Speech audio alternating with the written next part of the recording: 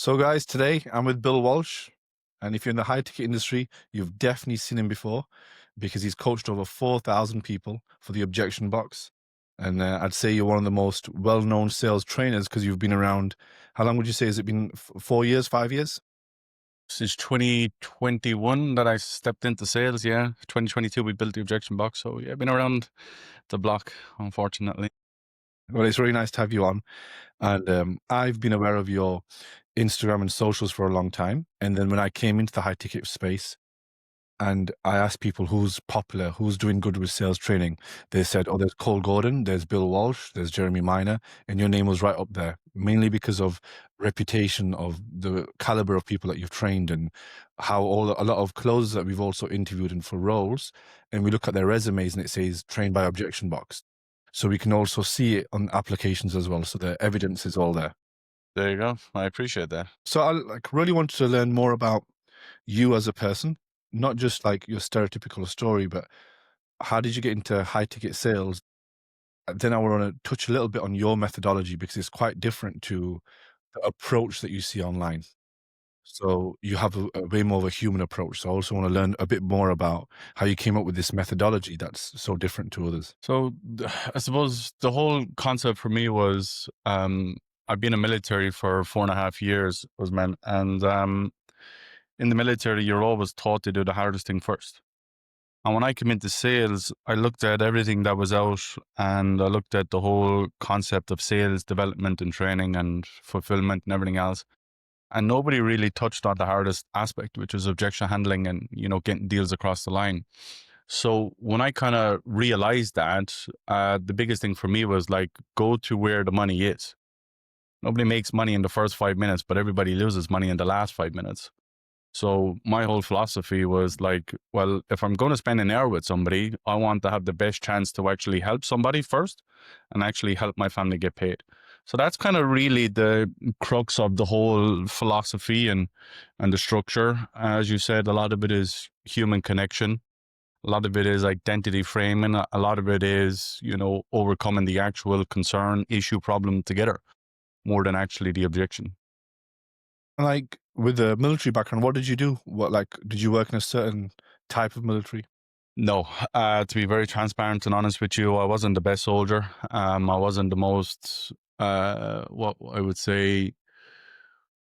I'm a very headstrong person, as you can probably hear and see across the world and across the internet and anyone that's ever dealt with me. So the whole concept of military for me was a funny one. I looked at people that were telling me to climb the mountain that couldn't walk up the mountain, and the lack of respect that I had for that, and the whole concept was this is what you respect. I looked beyond that. I looked at the person, and that's not what you're supposed to do in the military. You're supposed to respect the rank rather than the person. But I'm a people person, so it was always the person for me, which is who I was going to respect or not. So I was just a military soldier. That's all for 4.5 years. So was that like because your fitness background, did that come after the military or was this pre-sales or where did fitness fall into this? Fitness has always been a concept for me. I played a very high level sport in Ireland, which was hurling. Played it at the highest level, and football and soccer, actually, funny enough, in my earlier ages. So fitness was always a thing for me. I come from a family of three brothers. So it was always the cornerstone where I come from in Ireland. Fitness, community sport was always the cornerstone of every household in Ireland. So fitness was always there. I actually got into the military because of fitness, because of the sport, because I was somebody in that game as well. So that's kind of why I ended up in the army, because it is predominantly about fitness and your well-being and health. And then was there some skills? How does this transition into sales? Like, because my learning of sales was like, I worked in a call center as a kid. So Yeah. all I did was sales. Mm. Then I kind of got lost in my mid-20s and started doing a bunch of side hustles and I came back to sales. Yeah. But you got into sales in your late 20s. Is this like, where did that come from? So that's a great question. I think like when you have to deal with people, and you have to deal with people that you don't fundamentally respect and they don't respect you, and you have to see eye to eye, and you have a 50-year-old man screaming in your face as an 18-year-old because there's a speck of dirt on your shoe, you gain a callus of your brain. and you gain a respect for not reacting instantly like that. So I run red hot pretty much all the time. But being in the military for 4.5 years, being in high level sport, being around business, it takes you just a half a second just to think a little bit more about what you're going to say, what you're going to do, and how you're going to react. So I think that kind of has been the biggest aspect of sales and what's been transferred in terms of the education. But I've just realized, Usman, very early in my sales career, there's only four things that are going to happen on a call. They're going to say yes, they're going to say no, they're going to tell me to fuck off, or they're going to hang up. That's basically what the end of the call is going to be. And I was very okay with that. And that's something that I've always tried to pour into all the people that I've coached. So what does objection box, what's the methodology behind if we said, like, some people have like a methodology which is based upon tonality and all these stuff that you see online, and some people, you'll see Instagram now, everyone has their own objections that they just copy and paste from everybody else. What is the theory or the methodology behind objection? So you pointed a great thing. Everybody wants to talk about objections now. And for the first 5 years of my sales career, no one would ever touch it. So you imagine all these 18, 19, 21-year-old kids running around. Where do you think they've learned it all from? So the philosophy of objections is your smoke screens and your three big objections then. So your top two are obviously think about it and partner, which spill in then to a money concern, which spill then into fear or money logistics. And once it hits fear, it's a fear of me, you, yesterday, and tomorrow, which is the root of where the fear is coming from. When you hit fear, there's a 5-step formula that I built, which is isolate, normalize, worldview, humor, binary. That's what they're all doing. That's what they're all educating people on. And you put humor in there, and Yes. like, teaching humor to people is quite tough. So how do you teach humor during a time where they're stressed and pressurized? You can't, unfortunately. Either you have it or you don't. And I'm very fortunate enough, I got it in buckets. And I got a larger than life type personality. I'm in your face, whether you like it or lump it. It's like, that ad, either you love it or hate it. What's that stuff you put in the toast here in the UK? There you go. So I'm a Marmite type person, either you love me or hate me, and that's okay, but you're going to remember me one way or the other. But it's very hard to teach somebody humor. Most people are dry. The Americans are pretty dry. They don't have that kind of, laddie kind of, personality. And, you couldn't drop an American into an English pub in the back end of Doncaster and he'd be okay. He'd be robbed in about 30 minutes. You know what I mean? And he'd be beaten up in about an hour. So could you drop an Irish man or an English man into the back end of fucking Salt Lake City? Of course you could, and he'll be perfectly fine. By the end of the night, his tab will be completely taken care of by the locals. Do you know what I mean? So it's just different personalities and different traits, and different stuff that we have over this side of the world. But it's very hard to teach humor if you don't have it. It actually goes against you when you're trying to be humorous. I've actually told people stop trying to be humorous when they're not, because it just goes against them. And you've built your sales methodology, but to get the word out there, you don't just need to know sales, now you need to learn marketing. Whether it's paid or organic, you've now been doing both to grow this business. You've built this one string to your bow, which is, I know how to teach sales. I know how to become a really good sales trainer. And we'll come back into a bit more of your methodology, but then you have to develop this whole other arm of skills, which is marketing. How did you learn all this? To be very transparent with you, Usman, I'm not the best marketer. There's younger kids that are crushing it at the moment that don't have any of the substance to back it up, but they're great marketers. You look at somebody like Shelby Sapp, who is a okay salesperson, but she portrays a lifestyle, which is what short form content is. You look at other different kind of social media presences. I remember you're similar age to me. You remember when The Hills were out? Yeah. And Laguna Beach.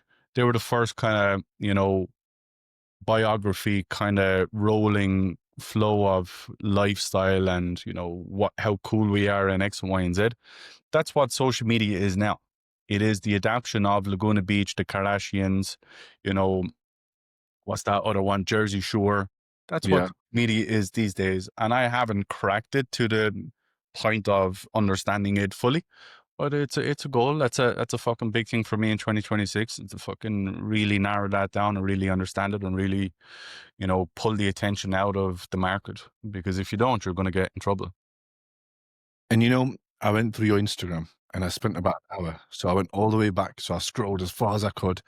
And I seen this kind of story from someone who's saying, I grew up really angry. This is my personal story of multiple reasons from your upbringing and Mm, why you grew up angry, to then like this fitness, military, and then professionalizing yourself, running a business, and then more recently saying, hey, I want to calm things down. I'm in a different phase. And mm. this entire arc that you've been through, like when you reflect on it now, like what do you think when I'm saying it back to you, your own story? It's funny because you're absolutely spot on. There's different seasons in life, and I've kind of got to a place where I'm pretty safe in life now. And when I wasn't safe, I was in a hurry all the time. So from the ages of 18 to 30, let's say, I was in a big hurry. I was racing against the clock, and it wasn't ever done fast enough. Never earned enough, and I never felt enough. So there's a big curse of being an entrepreneur. There's two. Number one, you don't ever feel enough. Number two, you never feel you've done enough. And I've lived like that most of my life. I suppose maybe around 31 years of age, things kind of slowed down a little bit for me, holistic wise and kind of a bit more spiritual, I would imagine. Just a little bit more calmness has kind of entered into my life over the last 18 months. So yeah, it's interesting. You're absolutely right. I was red hot and I have been red hot and I can get back into that mode very, very fucking easy. People rattle my cage and I can turn into what they don't want me to turn into. And, I can go toe to toe, but, yeah, it's different. There's a safety aspect of my life now where I'm pretty much above the pain line. If more young guys had a chip on their shoulder like you did, do you think the world would be better? Yes, instantly, like tomorrow. The problem that we have is we live in a soft society these days where everything is overlooked. You see a person get mugged, instead of actually helping them, you stick out your phone. You see a girl, being verbally assaulted on the train, instead of punching a fucking fella in the side of in the chops, you want to stick your phone out. Or, we're overlooking, the simplest of incidents online or in person. I absolutely do agree. Yeah. And I think we've lost our touch. And a big part of the Dubai lifestyle as you live, it's the safety, it's the security, it's the respect that everybody has for each other there. It's a big pull, and I think we're missing it in life right now. It's that fear. Yeah, in Dubai, you don't get any of that. You cut your finger in Dubai in the kitchen will be the closest you get to any sort of like beef or anything. Yeah. Nothing happens. I'll tell you a quick story actually. I ran an event in Dublin. I'll never forget it. And it was kind of a homecoming kind of routine for me and structure. And I ran it in Croke Park, which is the biggest stadium in Ireland. And my biggest dream for life was always to play in Croke Park in front of 82,000 people. I never got that dream because I came to London and I put my heart and soul into building a business and making myself something. So I'm a little bit too old. I'm 32, nearly 33 this month. So I'm way too old now to go back and play high level sports. So that was my way of playing, if that made sense. I didn't know how I was going to get there eventually in life, but I did get there in some capacity. So that was a full circle moment. But I remember we ran the event and I sold a ticket to a gentleman. And it wasn't a cheap ticket now because there was a kind of more access and, there was a dinner and X and Y and Z and I paid for it all and all that kind of stuff. And I have images of that gentleman having a great time, taking pictures with my photographer, my videographer, giving great testimonial, X, Y, and Z. And I come back and he puts a charge back in on the car. Okay. And I'll never forget it because what it shows me is people can smile to your face but stab you in the back, but also it's the lack of touch that has allowed people to behave in that manner. And months later, he came back and apologized. I was like, the damage has already been done. The money has been taken out for the event, but now I got to front your load that you should have loaded anyway. Anyway, it just shows me that the lack of fear that people have in this capacity, which is like online, people are away from being touched. When you grew up and when I grew up, if you spoke badly to somebody, you were going to get a smack in the mouth. And the whole internet aspect of life has taken that fear away from people. So people are acting fucking crazy these days. And that's the issue. Well, you know how to be calm now. You talk a lot about being peace and Mm. being chill now, but you can only know how to be calm after you've known some chaos. You know this saying about like you're better to be a gardener in like in a war. I've certainly heard this saying before that you'd rather be a guy who's prepared for war and who can handle it rather than a guy who's got no skills and then he ends up in chaos and he doesn't know how to handle it. So you'd rather be someone who's peaceful, who's in a peaceful environment now and peaceful mindset, but you can handle stuff. Like you want to be able to be surrounded by peace, but know that if something does happen, you can handle it. I think it's really important. Like as a man, as a provider, as somebody who's there to protect, I think it's really important that you are able to not just financially provide for somebody, but also physically. And I'm not a very physical person, but I know that if I needed to, I could. And that's the most important thing. It's be prepared so you don't have to fucking get punched in the mouth. That's all it is. And when you started in sales in 2021, there's a picture of you in Arizona. Who are the two guys? Is it Jeremy Miner and you went to Arizona in 2021? Is that right? Yes. Yeah. Well, I used to work for Jeremy for about 18 months. So I know all the guys, Marco and Jeremy and Matt and, you know, even Anti Vazari and all of the guys. Yeah. I'm still close to some capacity. And how was that? Was this Sales Sniper? Was it something It else? was Sales Sniper, but I worked predominantly for 7th Level at the kind of rise of the company and all that kind of stuff. And it was the right place, right time, right economy, right environment. Everything just was right at that time. And I was very fortunate to be in that position. And kind of just was taking a seat on the fucking rocket. That's all it was. Yeah. But you also have to put yourself in the right position and then be motivated to do your own thing, which most people aren't. No, correct. My favorite actor of all time, Denzel Washington, says if you hang around the barbershop long enough, you'll eventually get a haircut. And what that always meant to me was for 7 years, I came here at 21 years of age. For 7, 8 years, I did the right things every day, every week, every month, and never got a chance. And that kept going and going and going. And that builds up a resilience in you. It builds up a fortitude, a callus in your brain. So when the right opportunity came and the right vehicle came, I already had known how to drive. I already had known how to do shit. I already had my own accountability, my own, structures, my own resilience. The door opened up, big red Ferrari, the keys were dangled. I got in the car and I was gone. That's how it works. Nice. Okay, so the next part of the kind of the podcast, I want to go down one route which you're going to speak to all the sales reps out there and we're going to guide them. And the next part is going to be more for business owners. So if we start with the sales reps, how can sales reps increase their pay slip? How can they earn more money? We help them, by the way, with becoming sales managers. So the way we help them is not by saying, do your job better. It's by saying the next progressional step is this for you. But you're helping them either get into sales or do better at sales. Yeah. So how are you guiding these people? Well, there's three concepts, Usman, that I've always lived by and I always coach my guys. Number one is your results. Number two, it's your reputation. Number three is your relationships. And each phase take anywhere from 6 to 12 months. So the most important thing that sales reps have to do is they have to build a result base. So that's what you actually do on a daily, weekly, monthly basis. After that, what tends to happen then is you start to build a reputation. And the reputation is that you put numbers on the board and you actually are somebody that can be reliable. And typically what happens when you have a tremendous amount of results, you have a tremendous amount of reputation, then you start to build a relationship, which is people know you for something and people come towards you in order then to build sales manager roles, director roles, head of sales, recruitment, building a business, partnerships, X, Y, and Z. But each phase should last anywhere from 6 to 12 months. But the problem people have is they're just constantly stuck in phase one. They're constantly on the bandwagon of just trying to build enough results. And the reason being is they don't work enough and they're not consistent enough. So I recently just took on a one-to-one client, just as I'm kind of doing a little bit of work and taking some time off. And he was like, I only work 4 or 5 hours a day. After 4 or 5 calls a day, I'm spent.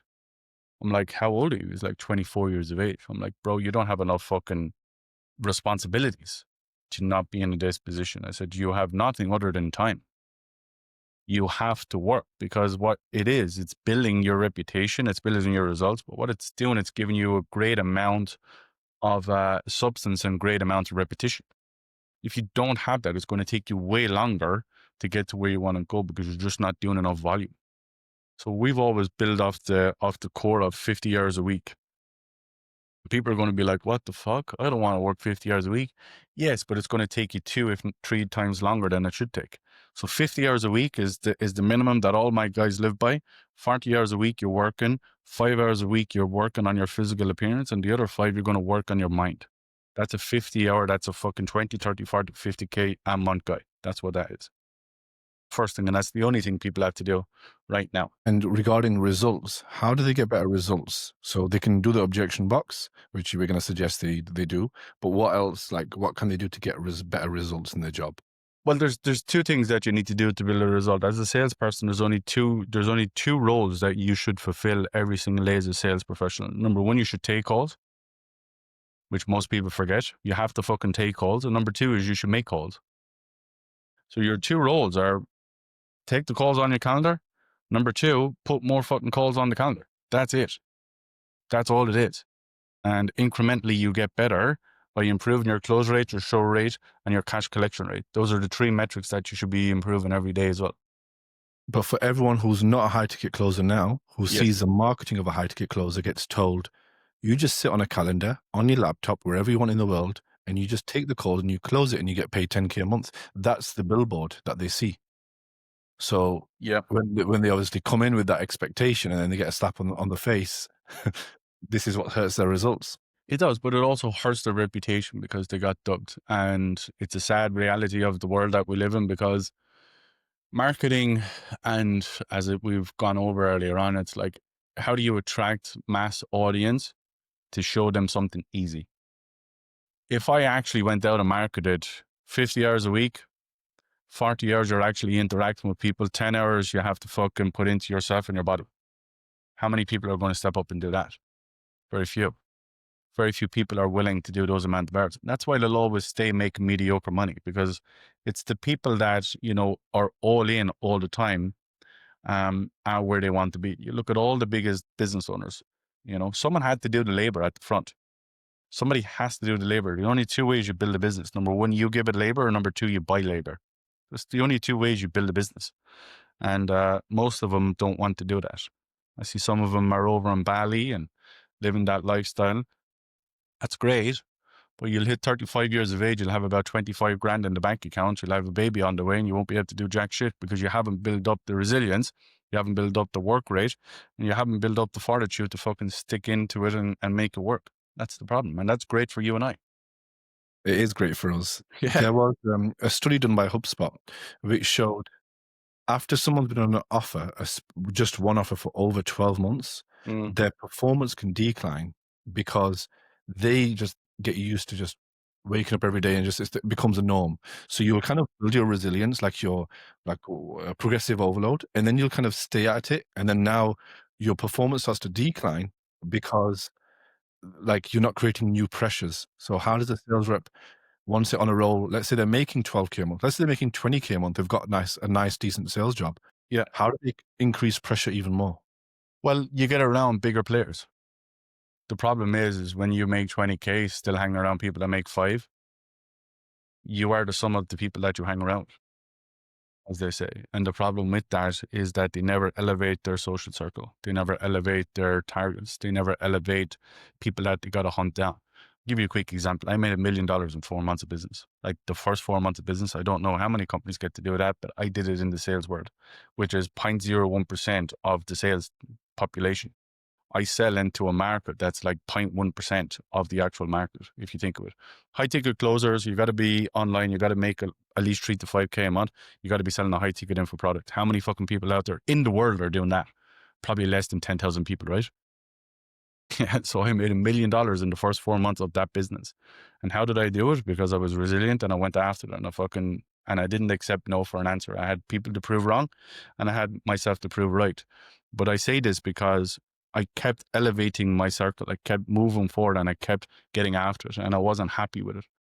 And even when I was making a million, as I said earlier on, I never felt it was enough and I never felt I did enough because you're constantly chasing something else down. That's the problem. People get above the pain line and then they never want to get above the next pain line. That's the issue. And you've done a lot of meetups with reps as well. Mm, You know what? You've done like a lot of community-based stuff. yeah. Is that something that you think you can teach them even more? Because like online, you can teach them objection box, but like when you meet them in person, how much more like are you able to see change or affect them even more? Do you get a lot of like good feelings from that? Yes, we get everything from that. I'm a people person, as I've said to you. We've had a pub in Ireland for my mother has it for over 40 years. It's been in the family for 60, 70 years. So I'm a people person, yes. And I've just grown up being around people. I've grown up people coming in and out while we're eating our dinner and stuff like that. So I've just grown up with people around me all the time. And it's all well and good, the internet, and it's been fantastic, and Zoom and, Google Meet and all this great stuff. But there's not like walking into a room and shaking hands with people. That's the connection. That's the relationship. And that's what people remember. People don't remember the fucking call we had Monday, the 26th of January. Do you know what you did on Monday, the 26th of January this year? No idea. I don't either. But I remember when I went to Miami and I shook your hand. I remember when you came to Dublin and we had a pint of Guinness. I remember when we went to Texas and we had a barbecue. I remember when I went to New York and we had a coffee. Do you know what I mean? That's what business is. This year I've caught about 30 flights, and Yeah, see, all of the you're all over memories the place. well, all of the memories that I've had this year are with people. Yeah. When people say to me, "What's the best place you've been?" I always reply, "The best place I've been is the ones where I've had great people there and we've made good memories. Not when I've been in a hotel room on my own in this amazing city. I don't remember none of that stuff. I just remember the ones with people." Yeah. Yeah. I saw you were just at, I think you were in Arizona. Is that right? Yeah, yeah. Went to Arizona, You the like mastermind. Arizona? I did like the people were so friendly. They were really good people. I could Yeah. see myself going there for a few months. I'm happy in Dubai at the moment, Yeah. but in the summer it'll probably be too hot. But I would definitely go there Don't go to again. fucking Arizona if it's too hot in Dubai. I tell you, it's fucking scorching in Arizona. That's Well, sure. I run away from Dubai in the Well, see summer, and that. I'll go to Barcelona, or I'll go somewhere else that's cooler. Yeah, well, I wouldn't blame you, but Arizona, it's a funny place. If you take Scottsdale out of Arizona, there's no one there. Yeah, You know what I mean? There's nothing there for anybody other it's than crazy Scott. how this small town has got so many popular sales trainers. Yeah, it's kind of like the Miami of 2025. When I was coming into sales, Scottsdale was the place to be. Cole was there. Fucking Andy Elliott is there. Jeremy Wine. Jeremy's there, and there's lots of great business owners there. Lots of them.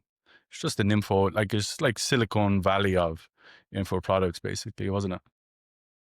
It's crazy how there's always a hub, and I went to the gym there, and I asked 4 guys in the gym what they do, and they were like, "I'm a closer, I'm a setter," and they Mm, were all making great income. yeah.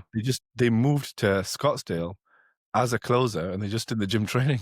Yeah, yeah, and that's what it is. It's like, as I said to you earlier on, was you asked me how do you keep elevating your goals? Well, you get around people that want to elevate with you, and that's key to it.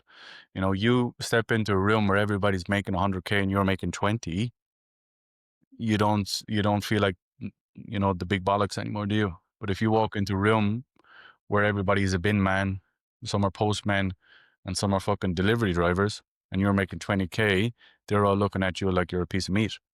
That's what I'm saying to you. So it's just different environments and different circles. And now when we move on to business owners, it's become a lot harder. Look, ad costs have gone up. Salespeople, everywhere you can find them, but business owners struggle to find good salespeople. They struggle to get this perfect uh, formula right of how much to spend on ads compared to how much to pay their people, so they're still profitable. What advice have you got for these business owners to find good talent or run their business and have a successful sales department? It's very difficult. You got to know the right people and they got to come from the right place. And you've hit on it earlier on, like when people are coming in at the front of the market, expecting, 5 calls a day, sitting on the beach and making $1,000 a day. they're not going to help you build a business. They're not going to be the people you're going to depend on and rely with.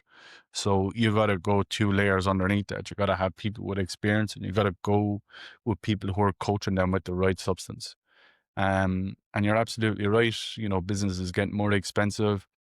The percentages are getting tighter, and there's more and more salespeople. But so the only way it's going to go is that the percentages are going to go down for salespeople. If you're okay, if you're really talented, you can renegotiate depending on the volume that you bring in. So I'd rather have one, maybe two rock stars rather than have 5 or 6 mediocre people. Me personally, because I want to surround myself with rock stars. That's me, and I'd rather pay rock star wages for those people. But how does employers find a rock star? How could they see it? When look, you've probably met a lot of closers and you're getting energy from them. Yeah. How do you recognize that energy from a rock star? Oh, that's a great question. I think of all of the great people that I've ever coached, you know, the Josh Lionses or the Kurtz or um, people that have gone on to do big things like JP and Johnny Mao and all those guys that I've influenced. There's a fucking chip on their shoulder.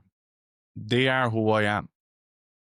They've got a chip on their shoulder. They've got a resilience about them. They've done hard things in their life. You just track back to how they've grown up, what they've surrounded themselves with, what they've seen, what they've had to overcome. So a big thing for me is like when I hire salespeople, I ask them, what's the hardest thing you've ever overcome?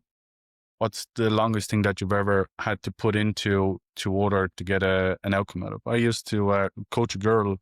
She was the best piano player in our country. Now you can imagine sitting in front of a piano for 5 hours a day, just fucking playing over and over and over again for 20 something years.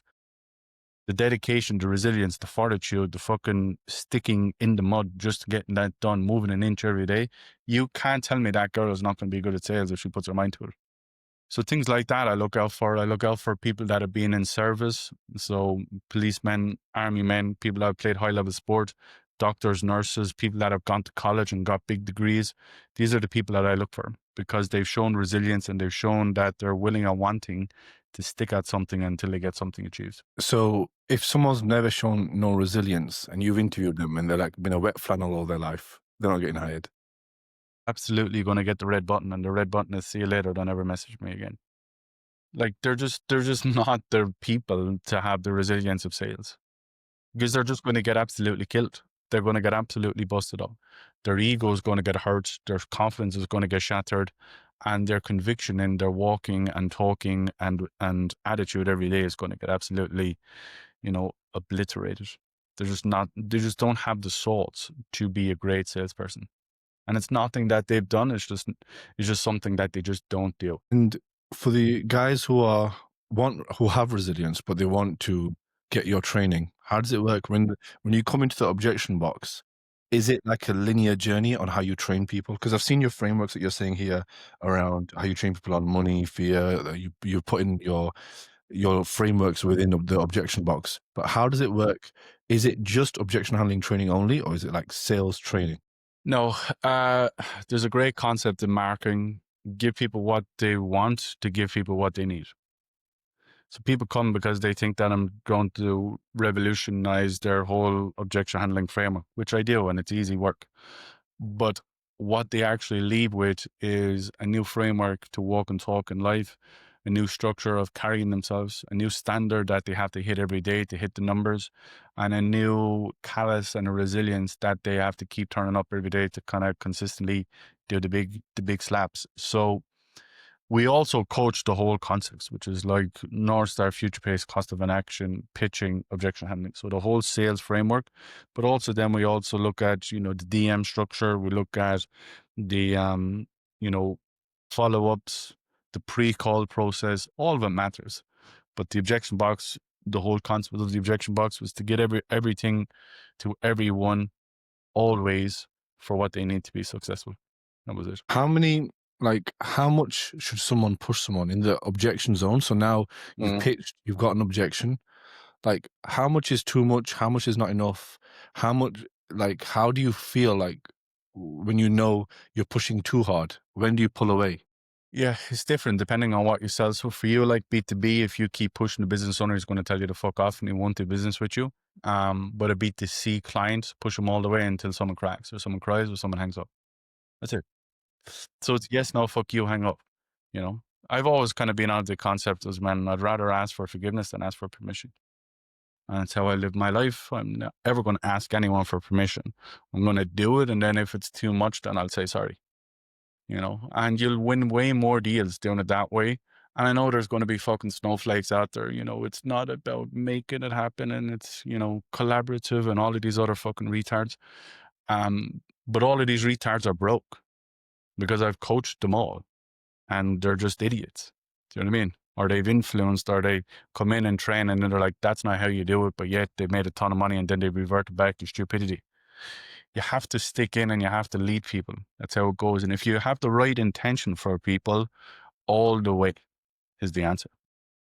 If you have the right intention, that's the most important part. If you have the right intention, which is I want to help you and I will help you get out of your own way. And by doing so, you're going to have a better life. That's the right intention. I love So that. all the way is the answer. And every sales rep has an amazing memory of a sales leader. So they have a story of their first or their best sales manager that truly developed them, that coached them. Do you have a specific story of a sales manager that you met that really was that created change in your life, changed your sales career? For me, there's been two, and I've been very fortunate enough to be around, leaders of this industry. Number one has always been Jeremy. I think his swagger, his charismatic behavior, his personality. I know he's getting lit up now by the red rocket lady that's kind of, throwing shade at him and stuff like that, which is quite funny. And that's, his own personal business. But I've always looked at Jeremy as a charismatic kind of person, a great leader, but somebody that can carry himself in all essence. Think for Jeremy, he's kind of lost his way in terms of his own ideology of who he thinks he is and what he thinks he is, which is perfectly understandable and fine. When you are told you are the god of sales, very hard not to, drink your own Kool-Aid. So I get that. So Jeremy was the first person that I looked to and go, fuck, he's someone that I can get behind. He's somebody that, has the charisma, has the kind of, self-worth, the respect. He's kind of Jeremy is always kind of being that kind of posh boy that made it out in that kind of essence. And then the grittiness for me has always been Matt Ryder, someone who I have a lot of respect for, but fundamentally doesn't have respect for me, which is a bit interesting. But anyway, say Levi, I've always shown love and respect to him. And I think for me, his leadership was always something that I admired. To take 150 people and basically say, I'm only going to pay you what you make and you're going to follow me and you're going to be happy with 9% when the going rate was 15% as a salesperson when I started, was like, how the fuck is he doing that? But it was again, his charisma, his leadership, his fuck you, watch this. But after a while, you kind of see people for who they are and what their true colors are. I remember one time we were on a meeting and he says, I don't mind people having a boat, but the day you have a bigger boat than me was the day we're over. And I learned a very valuable lesson from being around those leaders and people, and the biggest one is like, don't ever outshine the master. Because if you do, you have a problem. That was the first biggest lesson I've learned. The second biggest lesson that I've learned being around Sales Sniper and 7th level in the infancy when we were getting to 10 and 20 million a year was I was like the guy over there, and I had all of the young guns looking at me as if to say, like, he's the guy we're following X, Y, and Z. And so that was the first lesson, was like, don't ever outshine the master. The second lesson was like, don't expect people to do what you do. So I sat down one time, I was very frustrated with the team. I was very frustrated with like what we were doing and the lack of urgency and effort and consistency. And I remember I was sat down. Now, if you can imagine, you're 28, 29 years of age, you've just started making money. It's like, I don't want this to stop. You guys are stopping me because you guys are not doing the work in order to help me get to where I want to go. So it was a very selfish manner, but that's what it is as an entrepreneur. And I was told every team has a star, but if you have a team of stars, then you're never going to have a team. So even the biggest businesses in the world, they still need a janitor. they still need a front of house. They still need the security guard at 3 o'clock in the morning, opening and closing the door for the deliveries. Not every team needs the top guy. They don't need teams of top guys because they need supporting acts. They need, C and D players. And that for me was a big lesson because I always was disappointed. I was always looking at others and was like, why can't you just do what I'm doing? Why don't you have the urgency? Why can't we perform better? And I realized a very valuable lesson. Not everybody is a maverick.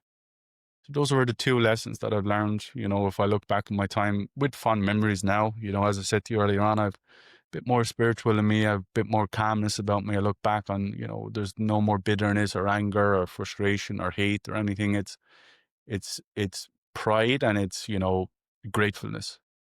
I look back and I say to myself, if I wasn't in the right position at the right time and I've done the work for 7, 8 years, I wouldn't be in a position at 32 retired, so I look fondly on those memories and fondly on the learnings that I've took away.